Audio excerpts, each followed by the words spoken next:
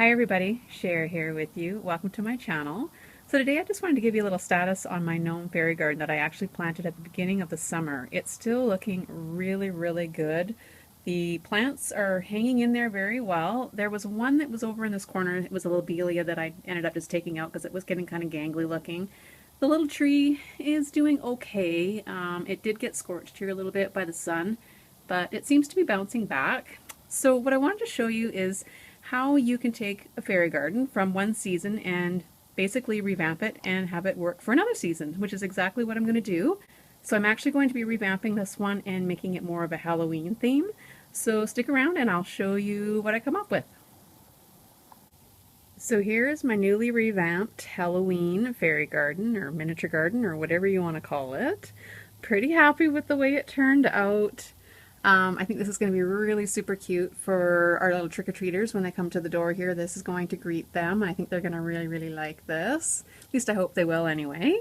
So I'm just going to go through kind of a few of the items that I have in here. So basically what I did was I just took everything out of my existing fairy garden and just started like with a clean slate basically. I left of course the plants and my little tree here. I left those alone because they're still looking really good and I didn't want to disturb those. And then basically I just brought out all my Halloween things that I thought I might want to use in this garden so that they were all handy and easily accessible to me. And I just started kind of playing around with a few of them and just fitting in things where they needed to go and kind of playing around with what worked and what didn't work. It takes me a while to put these little gardens together, which is why I don't always show you my whole process from start to finish, because I probably take it apart and put it back together again 3 or 4 times before I'm done and before I'm totally happy with the end result. So you might remember this little house here that I picked up around Mother's Day time. I found this at my local Shoppers Drug Mart, and it's solar and it looks super cute when it's all lit up at night, which I will insert a video. I have all the lights on and everything when it's dark. It looks really cute, so I'll make sure I put that in at the end of this segment here. But yeah, it looks really cute at night. So of course it's got the little steps kind of leading up to the little house here. And when I saw this spring, I thought, oh, this house would be perfect for a Halloween garden because it's kind of creepy and I like how it's nice and tall. And then down here I just put some little Jenga block stairs. I just glued those together just to kind of make it look like that's how you have to get up into the little tree house here. And then of course this little scary little tree, I found this recently at my local Dollarama. It was $4. It also lights up and looks really creepy at night. And then I've got my black sparkly, whatever you want to call that, tree stuff that I got from Dollar Tree. I put the little pumpkin lights on this tree over here and they look really cute. This little gal I just recently picked up at Value Village. She's super cute, I love her, and of course I just put the little tea light here in the bottom. And then I've got my little trick-or-treater here. I've had him for a while. I just am excited to finally get a chance to use him. And this whole kind of scene just kind of reminded me kind of like a restaurant kind of setting. So I thought that I would just make this little sign back here, menu, eat at your own risk. So this little sign I made out of the little pieces that I got from Dollarama that you can make your own little tombstones with, and I just painted that. This little guy I also got at Value Village. And these little topiaries, I made those with just the clay that air dries and just painted them up myself. This little clown, I recall I got this a couple years ago at Value Village as well. It's amazing what you can find there when you're not really looking, and it's like off-season kind of stuff that I seem to luck out and find all these little gems, I call them. And then the table, I just put some of that creepy cloth over top of the red gingham little tablecloth that I had. And I made a little white pumpkin for the table. And then of course up here I've got my little crow. I made him a little perch and glued him on there, and he's hanging kind of looking over the whole scene here. And then of course the little solar lights at night, they come on as well, which is kind of nice, and I don't have to rely too much on too many batteries to keep this all lit. So there you go. I hope I've inspired you guys to make your own little Halloween inspired fairy garden to greet your trick-or-treaters this Halloween. And I do have one more little garden that I made for my work that I'm going to share with you next.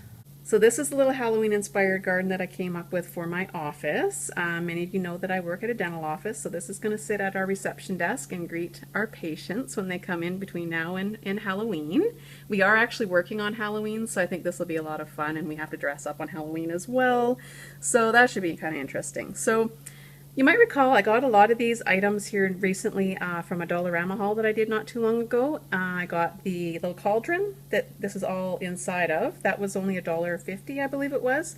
So I thought that'd be a perfect container to put this little Halloween inspired little garden in. So that's what I did. I filled it up with dirt, and I don't have any live plants or anything in here. So what I did was before I put the soil in, I put some empty pop containers in the bottom, and just to kind of help fill up some space so I didn't have to put so much dirt in this container. And of course then it's not as heavy as well. And then I just kind of filled it up with some of the pieces that I have. So this little jack-o'-lantern in the background here, that came from Dollarama as well. And I just put a little tea light in there so it kind of lights up the whole jack-o'-lantern. These little ghost lights, I found those at Dollarama as well. I did have them initially kind of all the way around the bottom of this little cauldron, but it was too much. So I've just got them all kind of collected up in the back, gathered up, and I put them in some tin foil so they won't glow when the batteries are turned on. And so yeah, I've just got the 4 little ghosts here, and I think that's plenty. I'll insert a video of what it looks like when it's all lit up at night. It looks really super cute as well when it's all glowing. And yeah, some of these pieces, I actually got this one here not too long ago at Value Village, and I made these little pumpkin topiaries here as well.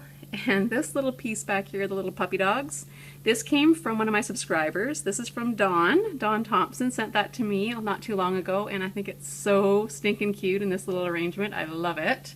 And then I also have this little trick-or-treater. I picked him up somewhere along the way too. I can't remember where I got that one, but. And then this is just a little solar light at the back here, where the little ghost is sitting on this little tree. You might recall it used to be purple, so I just painted that brown with some acrylic paint that I had kicking around here at home, and then I just glued one of my little button owls on the little tree stump there. Yeah, so I'm pretty happy all in all how this turned out, and I just put a little bit of that creepy kind of spider web stuff. I hate working with that stuff. I don't know if you guys have ever worked with it before, but it's terrible. Especially if your hands are dry. It gets caught on your hands, and it's just nasty, that stuff. But so I just put a little bit on. I find a little goes a long way, and it gives you the effect, you know, that you've got some kind of creepy spiders living in your little arrangement here, which I do have a few. You can't have a Halloween fairy garden without a few spiders. So there's my second little Halloween garden. I hope you guys have enjoyed this video, and I'd love to hear which one you guys like the best. And if you make any of these, I would love it if you'd send me a picture. My email is in the description box below, and yeah, I would love to see what you guys have come up with. So there you go. Happy Halloweening, and until next time, I'll catch you again on the next one. Bye for now, everybody.